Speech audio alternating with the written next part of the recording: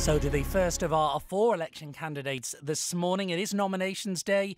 To Onchan we go, to a school business manager representing the Lib Vam party in next month's election, a 53-year-old candidate who says the government's habit of frivolous spending must be stopped. Good morning, Julie Edge. Good morning, James. Good morning to you. Tell me, first and foremost, why Lib Vam? I think there is a way forward for politics within the Isle of Man, for party politics, and I think it would bring progressive. You know what? government. I'm going to stop you there because we appear to be having a problem where I can hear you, but I don't know. I'm not so sure if the listeners can. Okay. So I'm just going to ask to move to that microphone, if I may. That's live radio, eh? We can just change the camera around. That's great. All live. Super. I'll ask you again. I suppose that's a good first question. Why Lib Vam? I think party politics is a way forward for the island for more progressive government. Lib Vam policies seem to be the ones that the public are looking for. How do you know that the people of Onchan know that you're not going to be the next Zach Hall, someone who respectively got in with the backing of Peter Carron, probably on his coattails somewhat, and then respectfully disappeared from the best view for the best part of 5 years?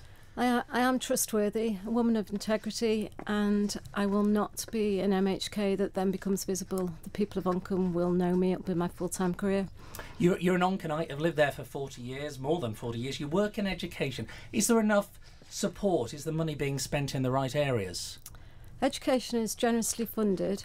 What I think we need to make sure is that it's filtered down so that the students of our island, who are the future, are the ones that benefit from it. You say there are excellent people in the public sector being vilified because of a lack of good governance. I mean, can you expand on that? I think the public servants, and due to the pensions, have been vilified by the politicians who, due to their bad governance, have created the situation. And have you got any examples of that? Well, the pension crisis, I think, is in the public domain, and I think it could create a mass exit of very experienced people if we don't look at that and honour elements of the scheme. How would you tackle the pensions crisis? I think one of the things that I've suggested is a money purchase scheme. I think immediately we need to stop the current pension for new starters. In terms of restoring trust in politicians, you say you're trustworthy and you're an open book. How do we begin as an island to restore trust in politicians? Because it doesn't seem to be out there generally at the moment. I think transparency. I think they do need to declare all of their directorships, etc., when they are trying to become an MHK. And I think the people of the Isle of Man deserve to see what is happening with their funds, and it needs to be out there in the public domain. What are you hearing on the doorsteps in Onchan?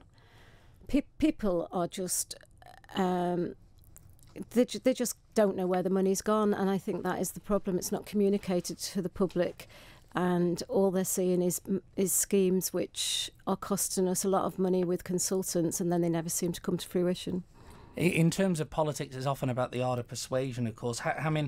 How well equipped do you think to stand against people who've had a long political career behind them?